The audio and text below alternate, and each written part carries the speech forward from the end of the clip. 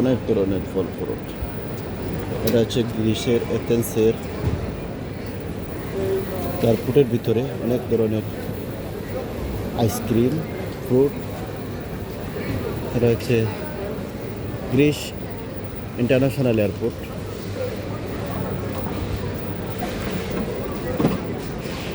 সুন্দর আছে এয়ারপোর্ট দেখার মতো। এখানে অনেক কিছু কাজ করা হয়। এই যে এখানে প্যাকিং করে দেওয়া হয়, পয়সা লাগে। আপনার প্যাকিং করতে হলে প্রয়োজন হবে না। খুবই সুন্দর কাজ। আমি একজনকে এয়ারপোর্টে দেওয়ার জন্য আসছি, ঘুরতে আসছি। আমি যাচ্ছি না এখন,